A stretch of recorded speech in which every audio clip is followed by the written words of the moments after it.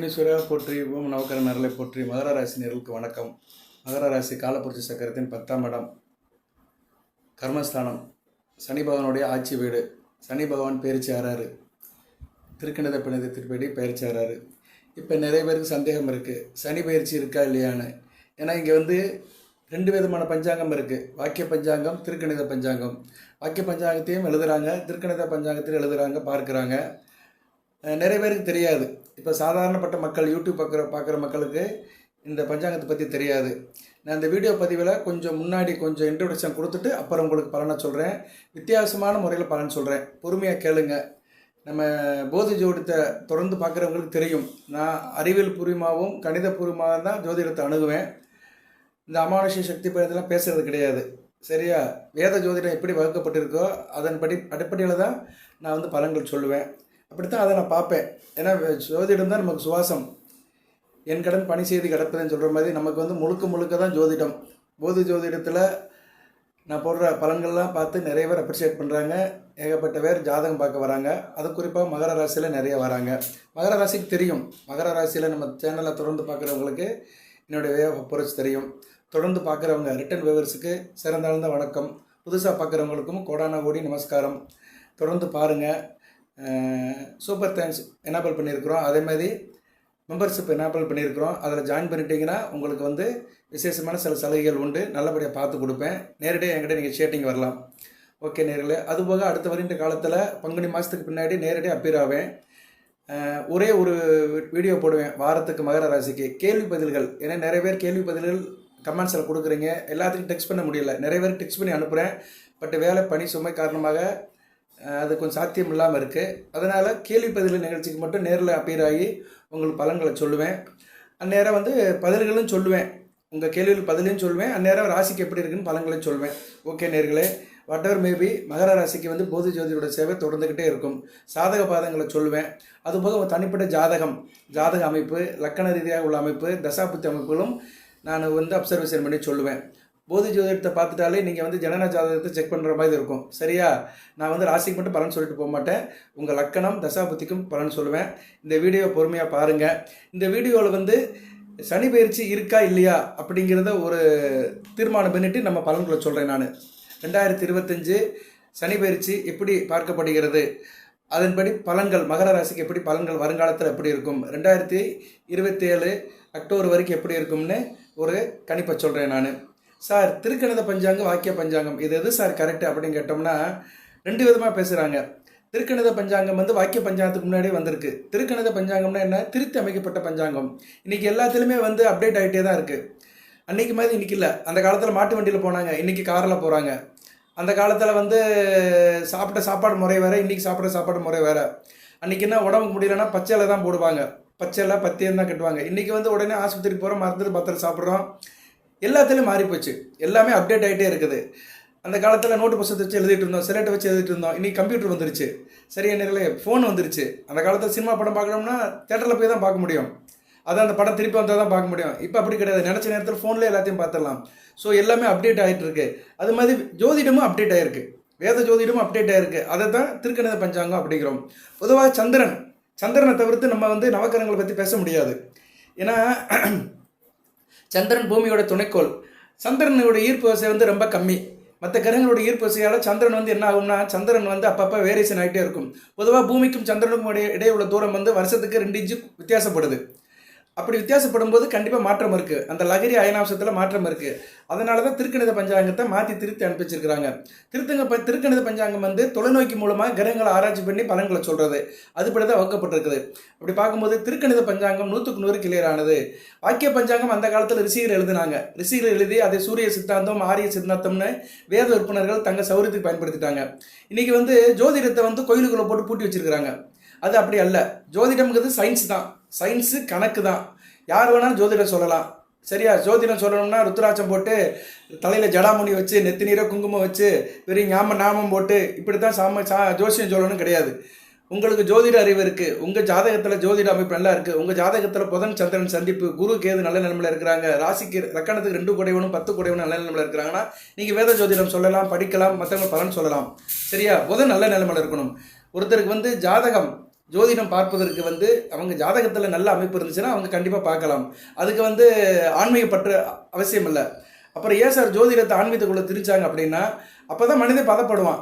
இப்போ நீங்கள் ஒரு ஜோசியர்கிட்ட ஜாதகத்தை காட்டுறீங்க, திருமண அமைப்பை பற்றி பார்க்குறாரு, அவனுக்கு திருமண அமைப்பே இருக்காது. அவன் அப்படியே திருமணம் பண்ணாலும் மனைவியோட சேர்ந்து வாழ மாட்டான். அப்படி நிறைய பேர் இருக்கிறாங்க. அவர் என்ன சொல்வார், ஒரு திருப்திக்காக கோயிலுக்கு போங்க, மாங்கல்ய தோஷம் இருக்குது, அங்கார தோஷம் இருக்குது, வைத்தீஸ்வரன் கோயிலுக்கு போங்க, இல்லைன்னா சனி தோஷம் இருக்குன்னு திருநாகேஸ்வரம், இங்கே திருநள்ளாறு போங்க, ராகு தோஷம் இருக்குது திருநாகேஸ்வரம் போங்க, ஏதோ ஒன்று சொல்லி உங்களை அனுப்பிவிடுவார். நம்மளாம் அந்த கோயிலுக்கு போயிட்டு வருவான். ஆனால் அப்படியே போயிட்டு வந்து திருமணம் நடந்தாலுமே அவனுக்கு வந்து அந்த வாழ்க்கை நல்லபடியாக இருக்காது. மனைவியோட சண்டை போடுவான், இல்லைன்னா அவனுக்கு வர மனைவி கான்ட்ரவர்ஷனாக இருப்பா, அது கோர்ட்டு கேஸு அப்படின்னு போய்கிட்டு தான் இருக்கும். டைவர்ஸில் போய் தான் முடியும். வேத ஜோதிடத்தில் வந்து தீர்வுன்னு கிடையாது, கர்ம பலனை கழிக்கணும். சரியா? கோயிலுக்கு போகிறது வந்து 2வது பட்சம்தான், மனசாந்திக்காகத்தான். கோயிலுக்கு போனால் இவன் நல்லா இருப்பான், மனம் வந்து ஒருநிலைப்படும், கொஞ்சம் ஆச்சாரமாக இருப்பான், நடைமுறை நல்லா இருக்கும். சில தனி மனிதனை பக்குவப்படுத்துறதுக்கு, அவனை வந்து பதப்படுத்துறதுக்கு தான் கோயில் போக சொல்கிறாங்க. சரியா?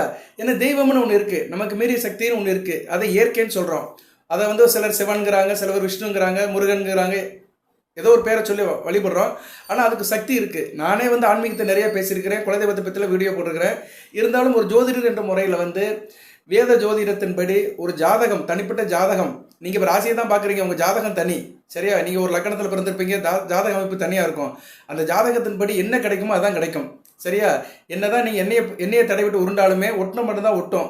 கோயிலுக்கு போனாலுமே அதோட நம்பிக்கை தான், அதோட தாக்கம் குறையும் அப்படிங்கிற ஒரு நம்பிக்கை தான். அது இறை வழிபாடுங்கிறது வந்து மனசாட்சி சம்மந்தப்பட்டது. சரியா? மனசாட்சி சம்மந்தப்பட்டது, மன சம்மந்தப்பட்டது. உண்டு என்றால் உண்டு, இல்லை என்றால் இல்லை, அந்த ஒரு ஆப்ஷனில் தான் இருக்க வழிய. நமக்கு வந்து கர்மாவை கழிக்கிறதுக்காக தான் இந்த பரிவை எடுத்துருக்குறோம்.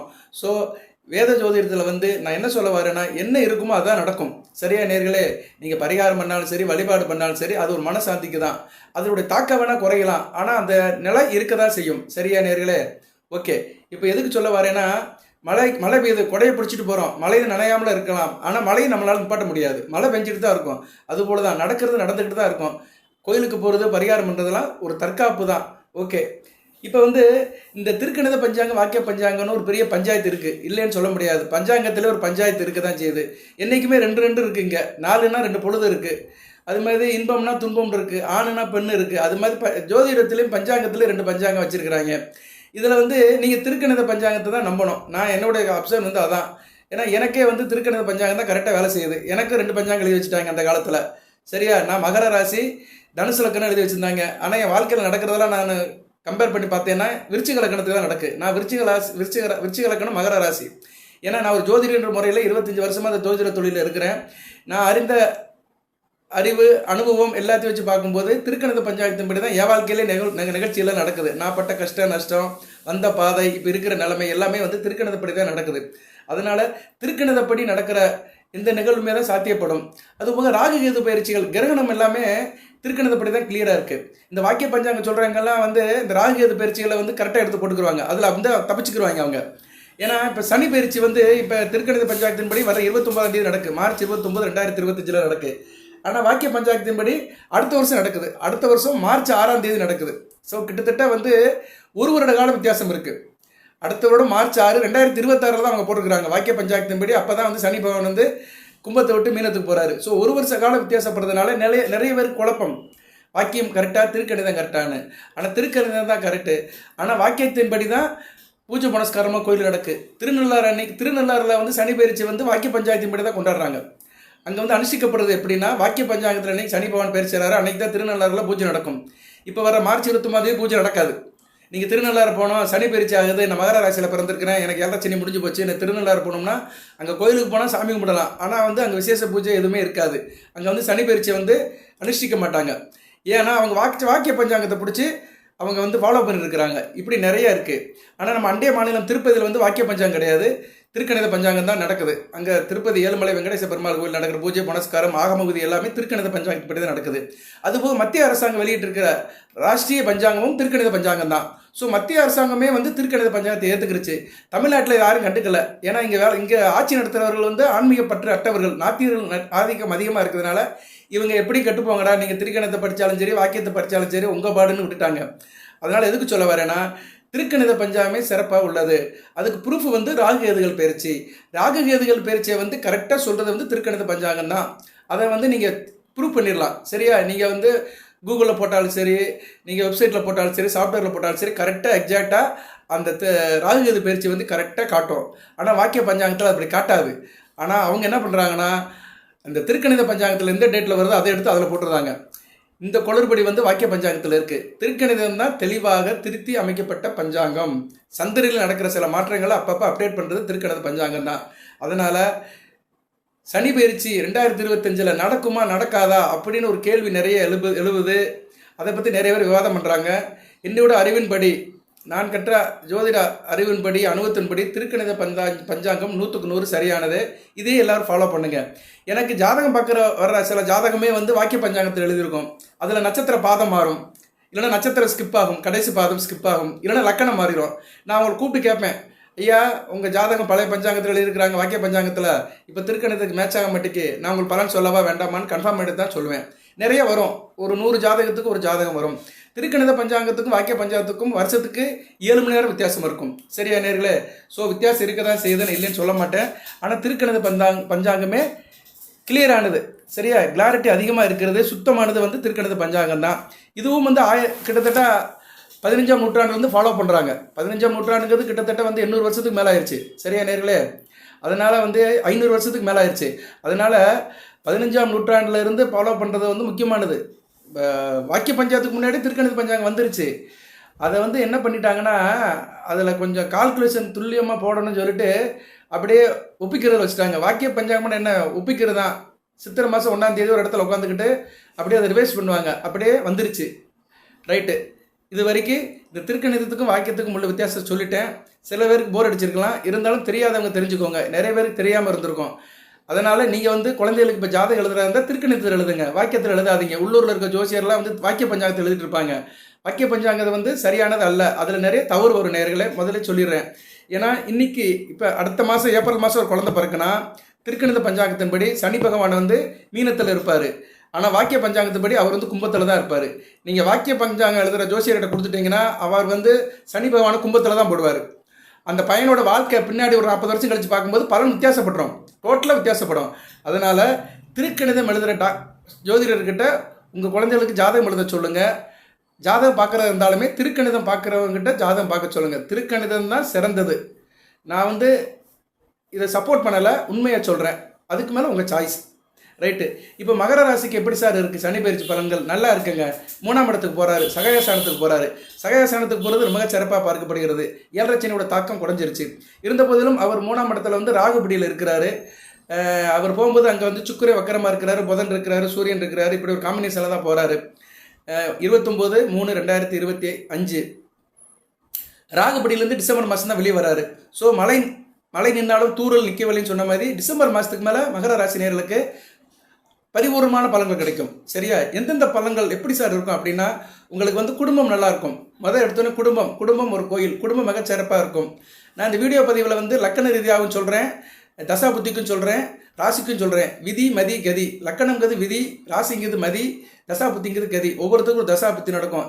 அந்தந்த தசா புத்திக்கு இந்த சனி பயிற்சி எப்படி இருக்கும்னு சொல்கிறேன். கவனமாக கேளுங்க.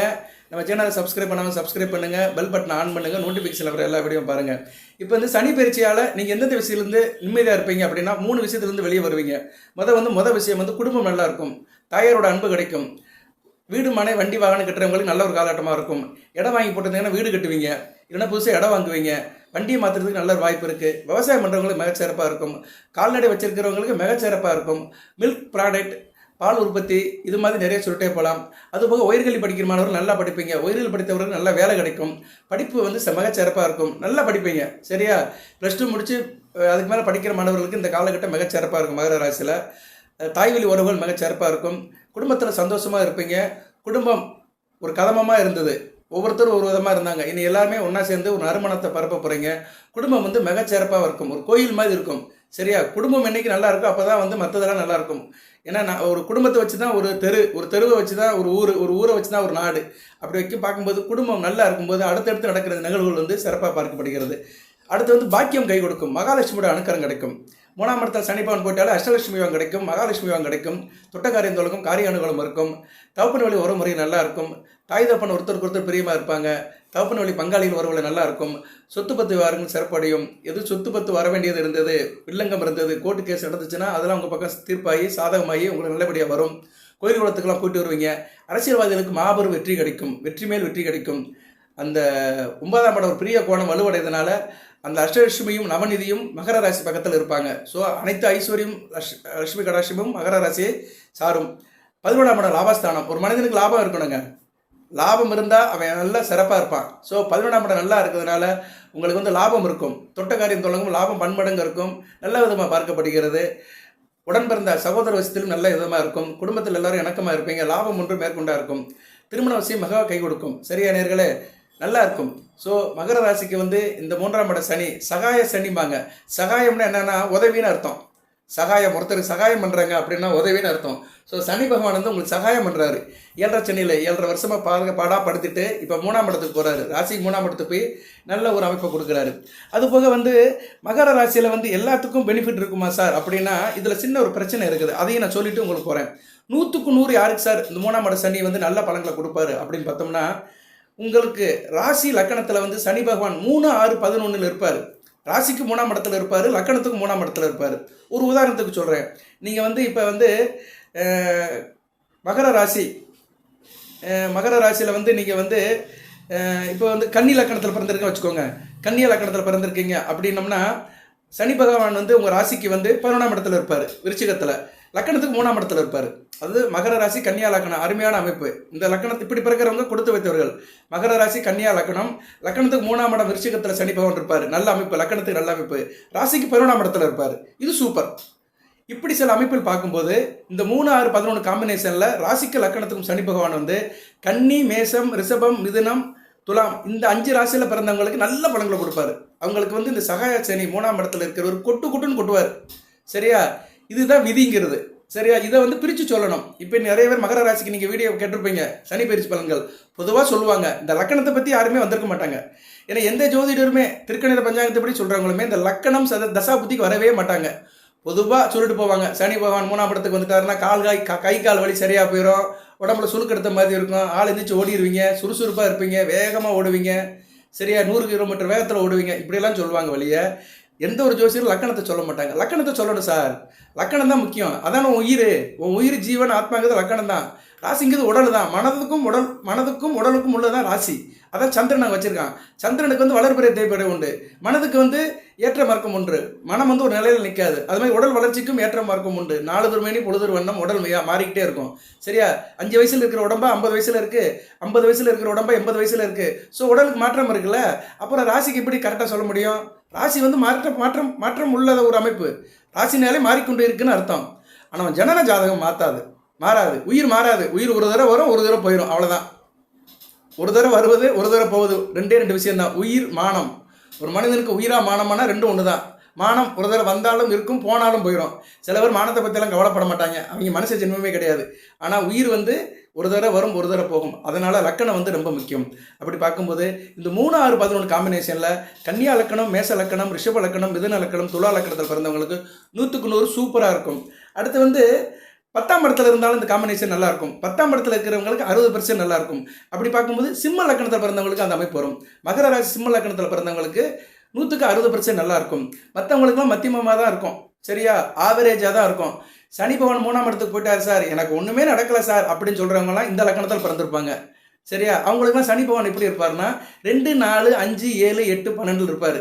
ராசிக்கோ லக்கணத்துக்கோ சனி பகவான் 2, 4, 5, 7, 8, 12 இருந்தார்னா அவர் எந்த இடத்துல இருந்தாலுமே அவர் வேலையை காட்டுவார். சரியா, அவர் வேலையை சிறப்பாக செய்வார். அவர் யாரும் கம்பர்வைஸ் பண்ண முடியாது. அவர் எதுக்கு படைக்கப்பட்டாரோ அதுக்கு செய்வார். நீங்கள் நல்ல கர்மம் பண்ணீங்கன்னா நல்ல பலன்களை கொடுப்பாரு. கர்மம் சரியில்லை, நான் ஊரை அடித்து உலையில போடுறேன், அடுத்தவனை கெடுக்கிறேன், அடுத்தவன் பொருளுக்கு ஆசைப்படுறீங்கன்னா உங்களை போட்டு பாடாப்படுத்துவார். உடனே செய்ய மாட்டார், கொஞ்சம் நாள் கழித்து செய்வார். சரியா, அரசன் அன்று கொள்வான், தெய்வம் நின்று கொள்ளும். இதுதாங்க கான்செப்ட்.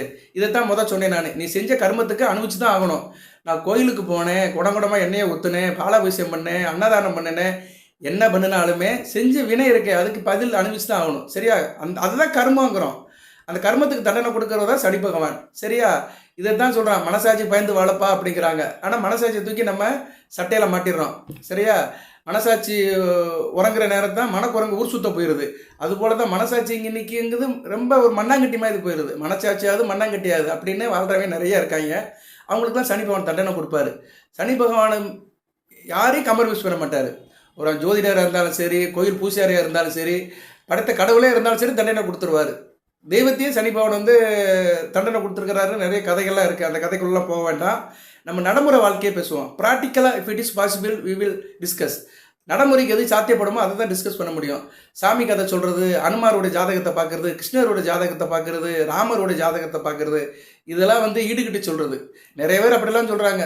அனுமார் ஜாதகம் அப்படி இருந்தது, கிருஷ்ணர் ஜாதகம், கிருஷ்ணர் எப்போ வந்தானே யாருக்குமே தெரியாது. சரியா நேயர்களே? எதுக்கு சொல்ல வரேன்னா, நம்பிக்கை உறவு தான் இருக்கணும். எல்லாத்தையும் போட்டு நம்பக்கூடாது, அது மூட நம்பிக்கை ஆயிரும். தெய்வம் இருக்குது, அதை வந்து இயற்கையை தான் தெய்வமாக கும்பிட்டுருக்கோம். சரியா நேயர்களே? நிறைய பேர் சொல்லுவாங்க, நீ என்ன தான் சொல்ல வர, ஒன்றும் சொல்ல மாட்டேங்கிறியா, இருக்கீங்கிறியா இல்லையங்கிறியா அப்படின்னா, உண்டு, இல்லைன்னு சொல்லலை. கடவுள் இருக்கிறாரு. நம்ம செய்த லாப நஷ்டத்துக்கு ஏற்ற மாதிரி நமக்கு வந்து தண்டனை கொடுக்குறாரு. சரியா? கடவுளுங்கிறது யாருன்னா, மனிதனை வந்து கண்ட்ரோல் பண்ணுற ஒரு டீச்சர், அவ்வளோதான். அந்த டீச்சர் நல்லவரா கெட்டவரான்னு நம்ம ஆராய்ச்சி பண்ண வேண்டாம். நம்ம நல்லது செஞ்சோம்னா நல்லது செய்வார், கெட்டது செஞ்சோம்னா கெட்டது கொடுப்பாரு. அதுதான் தெய்வம் நின்று கொள்ளும் இருக்காங்க. உடனே தெரியாது. நின்று கொள்ளும் அப்படி ஒரு விஷயத்தில் ஆப்ஷன் ஏன் கொடுத்துருக்காங்கன்னா, நமக்கு உடனே தெரியாது. நமக்கு ஒன்று வரதை வந்து நம்ம என்ன நினைக்கிறோம்னா, ஏன் வருதுன்னு தெரியாமல் முழிக்கிறோம். சரியா? அப்பப்போ கிடச்சிச்சுன்னு தெரிஞ்சு போயிடும். அதனால தான் அரசன் நின்று கொள்வான், தெய்வம் நின்று கொள்ளும். அந்த நின்று கொள்ளும் தெய்வத்தை வந்து நம்ம வந்து நிர்ணயம் பண்ண முடியாது. ஓகே, இப்போ சப்ஜெக்ட்டுக்கு வருவான். இப்போ வந்து மகர ராசியில் வந்து கடக லக்கணம், விருச்சிக லக்கணம், தனுசு லக்கணம், மகர லக்கணம், கும்ப லக்கணம், மீன லக்கணம், இந்த ஆறு லக்கணத்தில் பிறந்தவங்களுக்கு சுமாராக தாங்க இருக்கும். இந்த சகாய சனி 3ஆம் இடத்துக்கு போனாலுமே மகர ராசியில் கடக லக்கணம், விருச்சிக லக்கணம், தனுசு லக்கணம், மகர லக்கணம், கும்ப லக்கணம், மீன லக்கணம், இந்த லக்கணத்தில் பிறந்தவங்களும் சுமாராக தான் நடக்கும். நான் விருச்சிக லக்கணத்தில் தான் பிறந்திருக்கிறேன், எனக்கும் சுமாராக தான் இருக்கும். நான் ஒரு ஜோசியக்காரன் தான், எல்லாத்துக்கும் ஜோசியம் பார்க்குறேன். ஒரு நாளைக்கு தனிப்பட்ட முறையில் ஒரு 3-4 ஜோசியம் பார்க்குறேன். 2-3 சேனலுக்கு பேசுகிறேன். இருந்த போதிலும் விருச்சிக லக்கணத்தில் பிறந்த எனக்கு சனி பகவான் வந்து 6ஆம் இடத்துல மேசத்தில் இருக்கிறாரு, ராசிக்கு 4ஆம் இடத்துல இருக்கிறாரு. சுமாராக இருக்கும். சரியா? 100க்கு ஒரு 60% பலன்கள் தான் எனக்கு கிடைக்கும். 3ஆம் இடத்துக்கு போனாலுமே அவர் வந்து பெருசாக வாரி வழங்கிட மாட்டார். என்னுடைய தசாபத்தி எப்படி இருக்கோ அதுக்கேற்ற மாதிரி தான் எனக்கு பலன்கள் போகும். ஓகே, இப்போ வந்து சனி பகவான் பிறந்த ஜாதகத்தில் நீங்கள் பிறந்திருப்பீங்க பார்த்தீங்களா, அந்த ஜாதகத்தை தொடுவார். லக்கணத்தில் வந்து ஒரு இடத்துல தொடுவார். நீங்கள் பிறந்த ஜாதகத்தில் ஒரு இடத்துல இருப்பார். நீங்கள் வந்து இப்போ மகர ராசி மகர லக்கணத்திலே பிறந்திருக்கிறீங்கன்னா, இப்போ 3ஆம் இடத்துக்கு வர்றாரு, 3ஆம் இடத்தை தொடுறாரு. அவர் எந்த இடத்த தொடுறாரோ அந்த இடத்தோடைய ஆதிபதி விஷயத்தை கெடுப்பார். சரியா? அது ஒரு முக்கியமான விஷயம் இருக்குது, இதையும் தெரிஞ்சுக்கோங்க. அது வந்து எப்படின்னா, லக்கணத்திலே இருக்கிறாரு அப்படின்னா, நீங்கள் மகர ராசி மீன லக்கணம் அப்படின்னு எடுத்துட்டோம்னா, மீனத்துக்கு இப்போ வர போகிறாரு. மீன லக்கணத்துக்கு வந்தாருன்னா உங்களுக்கு எடுப்பார், சோம்பேறித்தனத்தை கொடுப்பாரு, ஒரு இயல்பான நிலையில் இருக்க முடியாது. இப்படி வந்து அவர் எந்த இடத்துல இருக்கிறாரோ அந்த ஆதிபத்திய விசேஷம் உயிர் காரகத்தை கொஞ்சம் டிஸ்டர்ப் பண்ணுவார். உயிர் காரகத்துவம்னா எப்படின்னா, உறவு முறையில் சில பாதத்தை கொடுப்பாரு, பெருசாக பாதம் கொடுக்க மாட்டார். அவங்க ஜாதகத்தை பொறுத்தளவு அவங்களுடைய விதி பயன் இருக்கும். இருந்த போதிலும் இப்போ வந்து உங்கள் பிறஞ்ச ஜாதகத்தில் அவர் வந்து எந்த இடத்த தொடுறாரு, 1ஆம் இடத்தை தொடுறாரு, அதாவது லக்கணத்திலே இருக்கிறாரு, லக்கணத்தை தொடுறாரு அப்படின்னா உங்களுக்கு பிரச்சனை பிறக்கும். 2ஆம் இடத்தை தொடுறாருன்னா குடும்பத்தில் பிரச்சனை இருக்கும், வாக்கு நல்லா இருக்காது, பண பிரச்சனை இருக்கும். 3ஆம் இடத்தை தொடுறாருன்னா தம்பி தங்கச்சிக்கு பிரச்சனை இருக்கும். 4ஆம் இடத்தை தொடுறாருன்னா தாய்க்கு பிரச்சனையாக இருக்கும், வண்டி வாகனத்தில் அடிக்கொருப்ப. 5ஆம் இடத்தை தொடுறாருன்னா பிள்ளைகள் விஷயத்தில் பிரச்சனை இருக்கும், அதிர்ஷ்டம் கை கொடுக்காது, குலதெய்வத்தோட அருள் கிடைக்காது, என்னதான் சாமி கும்பிட்டாலுமே அதோடைய சித்தி கிடைக்காது. 6ஆம் இடத்தை தொடுறாருன்னா நல்லது. சரியா? எப்படின்னா, இப்போ நீங்கள் மகர ராசி துலா லக்கணத்தில் பிறந்திருக்கிறீங்க. துலா லக்கணத்துக்கு 6ஆம் இடம் மீன லக்கணம் வருது. இப்போ மீனராசி, இப்போ மீனராசிக்கு வரதுனால 6ஆம் இடத்தை தொடுவார், லக்கணத்துக்கு 6ஆம் இடத்தை தொடுவார், ராசிக்கு 3ஆம் இடத்தை சொல்வார். இது சூப்பரான அமைப்பு. இதை தான் முதல் துலா லக்கணத்துக்கு நல்லது சொன்னேன் நான். கரெக்டாக வருது பார்த்தீங்களா? கோயின்சைட் ஆகுதா? இது ஜோதிடம் தெரிஞ்சவங்களுக்கு தெரியும், ஆர்வலருக்கு தெரியும், நிறைய பேருக்கு புரியாது இந்த இடத்துல. இதுக்காக தான் போதி ஜோதிடத்தில் நான் சயின்ஸ் ரீதியாக இப்போ சொல்லுவேன்னு சொல்கிறேன் நான். சரியா? இதெல்லாம் வந்து இப்படிலாம் பார்த்தா தான் பலன் நிற்கும், இல்லைன்னா நிற்காது. 10ஓட 11 போயிடும். ஸோ 6ஆம் இடத்தை தொட்டார்னா நல்லதான், கடன் கப்பு இருக்காது, தேகாரிக்கு நல்லா இருக்கும், நல்ல விதமாக கொடுப்பாரு. 7ஆம் இடத்தை தொட்டார்னா கணவன் மனைவி உறவுகள் பிரச்சனை இருக்கும், நண்பர் விஷயத்தில் பிரச்சனை இருக்கும், சொந்த பந்தத்தால் சண்டை வரும். 8ஆம் இடத்தை தொட்டார்னா வம்பு வழக்கு அவமான அசிங்கம் இருக்கும், தேகாரிக்க பிரச்சனை இருக்கும். 9ஆம் இடத்தை தொட்டார்னா தவப்பனுக்காகாது, தவப்பன் வழி பிரச்சனை இல்லை, மாட்டிக்கிறவங்க, சொத்து பத்து பிரச்சனை, பஞ்சாயத்து, கோர்ட்டு கேஸுன்னு இருக்கும். 10ஆம் இடத்தை தொட்டார்னா தொழிலில் கவித்து விட்டுருவார், தொழிலில் ஒரு நிலைப்பாடு இருக்காது, தொழிலில் நஷ்டம் இருக்கும். 11ஆம் இடத்தை தொட்டார்னா சூப்பர், 11ஆம் இடத்தை தொட்டார்னா அருமையாக இருக்கும். சரியா? நல்லா இருக்கும், லாபம் இருக்கும், நல்ல விதமாக இருப்பீங்க. 12ஆம் இடத்தை தொட்டார்னா ஊரை விட்டு கிளப்பிட்டுருவார், எங்கிட்டாச்சும் அலைஞ்சு திரிஞ்சு போயிட்டு இருக்கணும். ஓகே நேர்களே, இப்போ வந்து உங்களுக்கு பலன்கள்னு சொல்லிட்டு நான் வந்து லக்கண ரீதியாகவும் சாதக பாதங்களை சொல்லியிருக்கேன், பெர்சன்டேஜ் சொல்லியிருக்கிறேன். அதுபோக வந்து லக்கணத்தில் நீங்கள் பறக்கும்போது எந்த இடத்துல இருந்தாரோ அதை எப்படி தொடுறாரோ அதுக்கேற்ற மாதிரி பலன்கள் இருக்கும். சரி சார், இப்போ நான் வந்து மகர ராசி மேச லக்கணத்தில் பிறந்திருக்கேன் அப்படின்னா, மேச லக்கணத்தில் பிறந்தவங்களுக்கு எப்படி சார் இருக்கும் அப்படின்னா, மேச லக்கணத்தில் பிறந்தவங்களுக்கு வந்து கொஞ்சம் பிரச்சனை இருக்க தான் செய்யும். குடும்பத்தில் கொஞ்சம் பண பிரச்சனை இருக்கும். ஆனால் உத்தியோகம் நல்லபடியாக இருக்கும். தகப்பனார் விஷயத்தில் சில பிரச்சனைகள் இருக்கும், இல்லைன்னு சொல்ல முடியாது. கொஞ்சம் கொடுக்கல் வாங்கல பிரச்சனை இருக்க தான் செய்யும். ரிஷப லக்கணத்தில் பிறந்தவங்களுக்கு எப்படி சார் இருக்கும்னா, பிள்ளைகள் விஷயத்தில் பிரச்சனை இருக்கும், ஆளுக்கே பிரச்சனை இருக்கும். தேக ஆரோக்கியம் நல்லா இருக்காது, ஆள் சோர்ந்து போயிடுவீங்க. வம்பு வழக்கு பிரச்சனை கலந்துக்காதீங்க. தூர தரத்துக்கு போனீங்கன்னா நல்ல இடமா இருக்காது. தூரதேச பயணங்கள் நல்ல விதமாக இருக்காது. ரிஷப லக்கணத்தில் பிறந்தவங்களுக்கு. மிதுன லக்கணத்தில் பிறந்தவங்களுக்கு தாயாருக்கு ஆகாது, கணவன் மணி உறவுகள் நல்லா இருக்காது, அலைச்சல் இருக்கும், விரயம் இருக்கும், அதிகமாக இருக்கும். கடக லக்கணத்தில் பிறந்தவங்களுக்கு எப்படி சார் இருக்கும் அப்படின்னா, கடக லக்கணத்தில் பிறந்தவங்களுக்கு கணவன் மணி உறவு நல்லா உடன் பிறந்தவர்களாக நல்லா இருக்காது. அண்ணன் தம்பியை உடன் பிறந்தவர்கள் தங்கச்சி அண்ணன் இப்படி சொல்கிறோம்ல, மூத்த பிறந்த முன்னாடி பிறந்தவங்க பின்னாடி பிறந்தவங்க இவங்களுக்கு நல்லா இருக்காது. அதுபோக வந்து உத்தியோகத்தில் சில பிரச்சனைகள் இருக்கும். சிம்ம லக்கணத்தில் பிறந்தவங்களுக்கு பிள்ளைகளால் பிரச்சனை இருக்கும், குடும்பத்தில் பண பிரச்சனை இருக்கும், தொழில பிரச்சனை இருக்கும். கன்னியா லக்கணத்தில் பிறந்தவங்களுக்கு தாய் தப்படி விஷயத்தில் பிரச்சனை இருக்கும், உங்களுக்கே பிரச்சனை இருக்கும். சரியா, ஆளுக்கு நல்லா இருக்காது, உடம்புக்கு ஒத்து போகாது, கொஞ்சம் ரொம்ப பிரச்சனைப்படுவீங்க. அடுத்து வந்து துலா லக்கணம். இந்த லக்கணத்திற்கெல்லாம் வந்து சனி பகவான் வந்து 2, 4, 5, 7, 8, 12 இருப்பார். சரியா, ஜாதகத்தில் அவங்களுக்கு வந்து எப்படி இருக்கும்னா, விரயம் அதிகமாக இருக்கும், சகோதர விஷயத்தில் நல்லா ஏற்றம் இருக்காது, காரிய அனுகூலம் இருக்காது, காரிய தோல்வி தான் அதிகமாக இருக்கும். அதுபோக வந்து அலைச்சல் அதிகமாக இருக்கும், வம்பு தும்பு வழக்கில் பிரச்சனை இருப்பாங்க. விருச்சிக லக்கணத்தில் பிறந்தவங்களுக்கு எப்படி சார் இருக்கும்னா, கணவன் மணி உறவுல பிரச்சனை இருக்கும், மூத்த சகோதரனுக்கு ஆகாது, குடும்பத்தில் சில பிரச்சனைகள் இருக்கும், பண பிரச்சனைகள் வரும். தனுசு லக்கணத்தில் பிறந்தவங்களுக்கு எப்படி சார் இருக்கும் அப்படி பார்த்தோம்னா, தனுசு லக்கணத்தில் பிறந்தவங்களுக்கு தொழில் நல்லா இருக்காது, உத்தியோகத்தில் சில பிரச்சனைகள் இருக்கும், ஆனால் கடன் கப்பு நோய் இதெல்லாம் இருக்காது, தேக ஆரோக்கியம் நல்லா இருக்கும், ஆளை போட்டு அமுக்கும். சரியா, இந்த மகர ராசி தனுசு லக்கணத்தில் பிறந்தவங்களுக்கு அந்த அளவுக்கு சிறப்பாக சொல்ல முடியாது. மகர ராசி மகர லக்கணத்திலே பிறந்திருக்கான் அப்படின்னா பிள்ளைகள் விஷயத்தில் பிரச்சனை இருக்கும், தாப்பன் விஷயத்தில் பிரச்சனை இருக்கும், பூர்வ புண்ணிய விஷயம் தாப்பன் வழி சொத்து பத்தில் பிரச்சனை இருக்கும், விரயம் அதிகமாகும், செலவு இருக்கும், ஊரை விட்டு ஊருக்கு போகிற மாதிரி இருக்கும். மகர ராசி கும்ப லக்கணத்தில் பிறந்தவங்களுக்கு எப்படி இருக்கும்னா, தாயோட அன்பு சரியா இருக்காது, தாய்க்கு சில பிரச்சனை வரும், வண்டி வாகனத்தில் பிரச்சனை இருக்கும், விவசாயம் நல்லபடியாக இருக்காது, அலைச்சல் இருக்கும், லாபம் இருக்காது. அடுத்து மகர ராசி மீன லக்கணத்தில் பிறந்தவங்களுக்கு எப்படி சார் அப்படின்னோம்னா, இவங்களுக்கு வந்து சகோதர வழியில் சில பிரச்சனைகள் இருக்கும், தாப்பனுக்கு உங்களுக்கு ஆகாமல் போயிடலாம், தொழில் அந்த அளவு ஏற்றம் இருக்காது, ஒரு சிறப்பு அந்த அளவு சிறப்பாக இருக்காது, கணவன் மணி உறவோடு சில பிரச்சனைகள் வரும், நண்பர்கள் சொந்த பந்தம் ஷேர் மார்க்கெட் இன்வெஸ்ட்மெண்ட்டு கூட்டு தொழில் இதுலேயும் சில பிரச்சனைகள் வரும். இப்போ வந்து மகர ராசியில் வந்து லக்கண ரீதியாக 2, 4, 7, 8, 12 வந்து சனி பகவான் இருந்தார்னா, இந்த லக்கணத்தில் பிறந்தவங்களுக்கு இது மாதிரி விஷயத்தில் பிரச்சனை வரும். நான் சுருக்கமாக தான் சொல்லியிருக்கிறேன். சரியா, இன்னும் நிறைய சொல்லலாம், நீங்கள் விருப்பப்பட்டீங்கன்னா சொல்கிறேன் நான். சரியா, சனி பயிற்சிக்கு வந்து இப்படித்தான் ஷார்ட்டாக சொல்லவே முடியாது. சனி பகவான் வந்து நீங்கள் பிறந்த ராசி மகரமாக இருந்தாலும் சரி, உத்திராடம் திருவோணம் அவிட்டம் எந்த நட்சத்திரமாக இருந்தாலும் சரி, ஒவ்வொரு லக்கணத்துக்கு ஏற்ற மாதிரி தான் ஒவ்வொரு தடையும் பலன் கொடுப்பாரு. இப்போ அவர் 3ஆம் இடத்துக்கு போயிட்டாரு, மீனத்துக்கு போனாலுமே அவர் நீங்கள் எந்த லக்கணத்தில் பிறந்திருக்கீங்களோ அந்த லக்கணத்துக்கு ஏற்ற மாதிரி தான் இருப்புக்கு ஏற்ற மாதிரி தான் பலன்கள் கொடுப்பாரு. ஒவ்வொருத்தருக்கும் ஒவ்வொரு லக்கணத்தில் ஒவ்வொரு இடத்துல இருப்பார். சரியா, ஜனன ஜாதகத்தில் அதுக்கு ஏற்ற மாதிரி தான் பலன் கொடுப்பாரு. இதில் தான் எல்லாத்துக்கும் மாறுபடுது. சரியா, அதைத்தான் நான் ஓரளவு கண்டுபிடிச்சி சொல்லியிருக்கிறேன். இன்னும் கரெக்டாக சொல்லணும்னா உங்கள் ஜாதகத்தை பார்த்து தான் சொல்ல முடியும், இல்லைன்னா இன்னும் கொஞ்சம் கூடுதலாக டைம் எடுத்து சொல்லலாம். ஒவ்வொரு லக்கணத்துக்கும் சொல்லணும். இப்போ வந்து மகர ராசி மீனத்தில் சனி பகவான் போகிறாரு, அவர் மேச லக்கணத்தில் பிறந்தவங்களுக்கு எப்படி இருப்பார் அப்படி சொல்லணும். மேச லக்கணத்தில் பிறந்தவங்களுக்கு வந்து மகர ராசியில் மேச லக்கணம் மகர ராசியில் பிறந்தவங்களுக்கு இந்த சனி பயிற்சி எப்படி இருக்கும், மகர ராசி ரிஷப லக்கணத்தில் பிறந்தவங்களுக்கு இந்த சனி பயிற்சி 3ஆம் இட சனி பயிற்சி எப்படி இருக்கும், இப்படின்னு ஒவ்வொரு லக்கணத்துக்கு எடுத்து பேசணும்னா சாயந்தரம் வரைக்கும் பேசிக்கிட்டே இருக்கலாம். ஏன்னா மற்ற கிரகங்களுடைய தாக்குதலும் இருக்குது சனி பகவானுக்கு. இப்போ அவர் மீனத்தில் இருக்கிறாருன்னா குருவுடைய நிலைப்பாடு இருக்குது. குரு எப்படிலாம் மாறுறாரோ அதுக்கேற்ற மாதிரி சனி பகவானுடைய நிலைப்பாடு இருக்கும். குரு வந்து உங்கள் ராசிக்கு 3, 12 கூடியவன், ஆகாத கிரகம் தான். அடுத்து வந்து ராசிக்கு 6ஆம் இடத்துக்கு போகிறாரு. வீடு கொடுத்தவனுக்கு அவர் மறையலை, இருந்த போதிலும் ராசிக்கு 6ஆம் இடத்துல இருக்கிறதுனால இங்கே ஒரு பெரிய காம்ப்ளிகேஷன் இருக்குது. சரியா, இப்படி பார்க்கும்போது வந்து சனி பகவான் வீடு கொடுத்த குரு வந்து 6ஆம் இடத்துக்கு போகிறாரு, ராசிக்கு மறைகிறாரு. அப்போ அந்த அளவு பெனிஃபிட் இல்லை. அடுத்த குரு பயிற்சி நல்லாயிருக்கும் உங்களுக்கு. அடுத்த குரு பயிற்சி ராசிக்கு 7ஆம் இடத்துல வருவார் 2026. சரியா, மே மாதம் மே அல்லது ஜூனில் வருவார். அந்த காலகட்டத்தில் சனி பகவானை பார்ப்பாரு, நல்லாயிருக்கும். ஸோ உங்களுக்கு வந்து இந்த சனி பயிற்சி நடந்தாலுமே வருகிற டிசம்பருக்கு மேலே தான் ஒரு பலன்கள் கிடைக்கும். அடுத்த வருஷம் இந்நேரம் மிகச்சிறப்பாக இருப்பீங்க. சரியா, லேட்டாக தான் கிடைக்கும். சரியா நேர்களே, முதல் ரவுண்டில் கிடைக்காது, 3ஆவது ரவுண்டில் தான் கிடைக்கும். ஏன்னா குரு 6ஆம் இடத்துல இருக்கிறார்ல.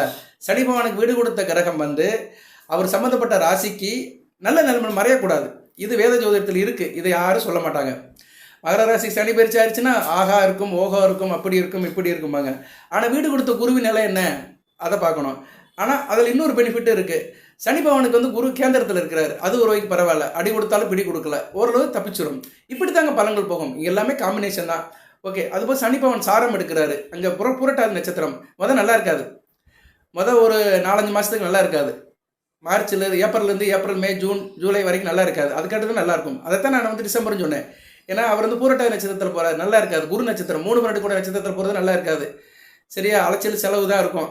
அடுத்து வந்து உத்திரட்டாதி நட்சத்திரத்தில் போவார், தான் சுயசாரத்தில் போவார். உத்திரட்டாதி நட்சத்திரத்தில் வந்து 2ஆம் பாதம் 3ஆம் பாதத்தில் போகும்போது நல்லா இருக்காது. 1 நாளில் போகும்போது நல்ல பலன்களை கொடுப்பாரு. ரேவதி நட்சத்திரம் நல்ல நட்சத்திரம்.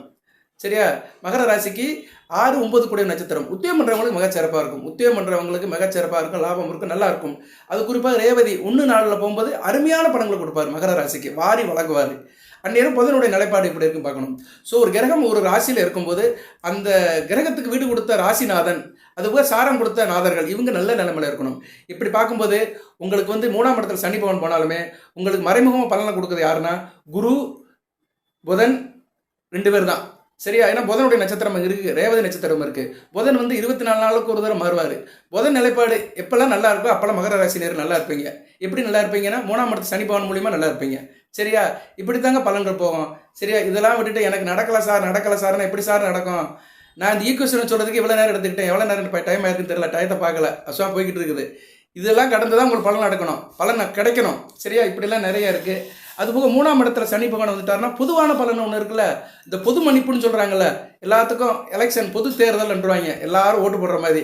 அது மாதிரி பொது பலன்கள் எப்படி சார் இருக்குது? 3ஆம் இடத்துல சனி பகவான் சகாய சனி எப்படி பண்ணுவார்னா கையில் காசு பணத்தை கொடுப்பாரு, தைரியமாக இருப்பீங்க, புகழ் அந்தஸ்து கீர்த்தி இருக்கும். ஆனால் ஒரு அகங்காரம் இருக்கும், அலட்சியம் இருக்கும். அதுபோக வந்து மற்றவங்களை மதிக்க மாட்டீங்க இந்த காலகட்டத்தில். அதுமாதிரி சரியாக சாப்பிடவும் மாட்டீங்க, எதுலேயும் வந்து சரளமாக இருப்பீங்க, எங்கே போனாலும் நீங்கள் இருப்பீங்க.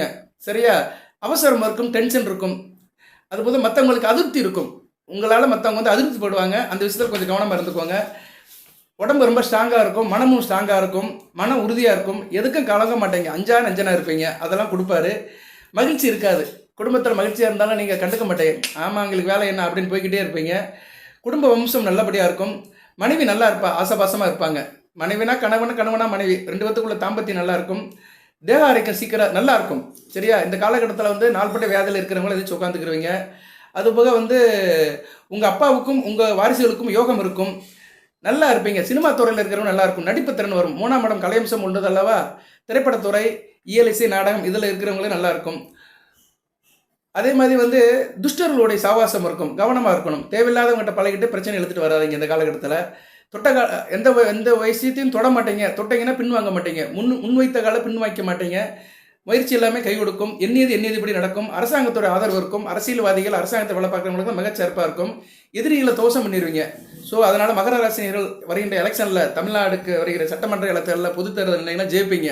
சரியா, அப்படின்னு சொல்ல முடியாது. உங்கள் ஜாதகம் எதிராளி ஜாதகத்தை காட்டில் வலுவாக இருந்துச்சுன்னா ஜெயிப்பீங்க. நிறைய பேர் என்கிட்ட ஜாதகம் அனுப்புவாங்க, நான் எலெக்ஷனில் நிற்க போகிறேன் சார் அப்படின்னு நான் சொல்லுவேன். உங்களுக்கு அடுத்து நிற்கிறேன் ஜாதகத்தை கொண்டு போய் அப்படிமே.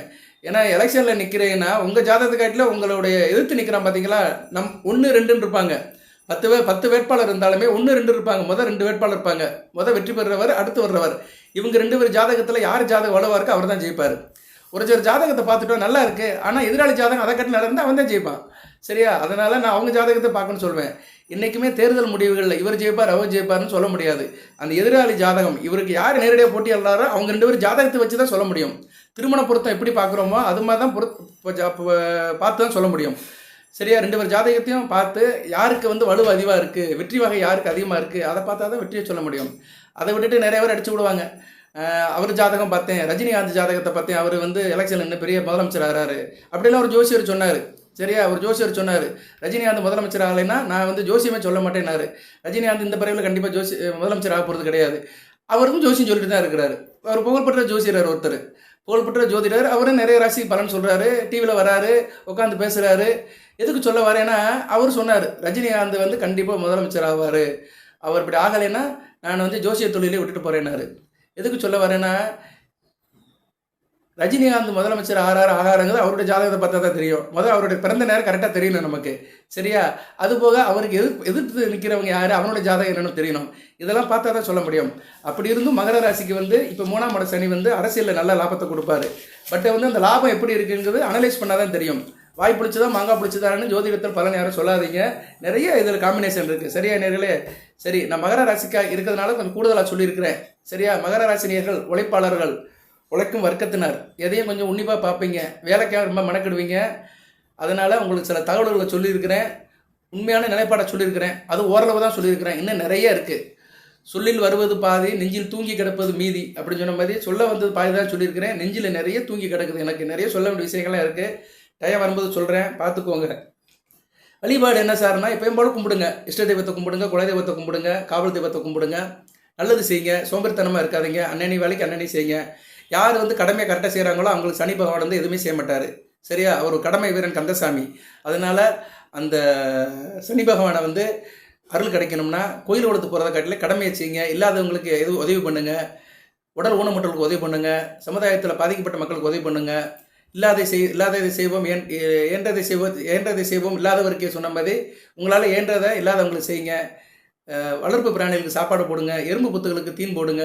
எறும்பு புத்து மரத்துக்கடையில் பச்சரிசி மாவு தூள் சக்கரை கலந்த பிண்டத்தை போடுங்க. இப்படி நிறைய செய்யுங்க. சரியா? சின்ன சின்ன உதவிகள் செய்யுங்க. அதை செஞ்சாலே சனி பகவானுடைய அனுக்கிரகம் கிடைக்கும். நல்லபடியாக இருக்கலாம். ரைட்டு. அடுத்து குரு பயிற்சி, ராகுகேது பயிற்சி இருக்குது. குரு பயிற்சிக்கு திருவோண நட்சத்திரத்துக்கு நான் போட்டிருக்கிறேன். அதை வேணால் பாருங்கள், லிங்கை கொடுக்குறேன். இதில் நான் அதுலேயும் நான் நட்சத்திரத்துக்கு மட்டும்தான் சொல்லியிருக்கிறேன், ராசிக்கு சொல்லலை. அடுத்து நான் உங்களுக்கு அடுத்து பயிற்சிகளுக்கு சொல்கிறேன். போதை ஜோடத்தில் எப்பயுமே ஒரு வித்தியாசமான கண்ணோட்டத்தில் தான் சொல்லுவேன். ஊரோட ஒத்துப்ப மாட்டேன் நான்.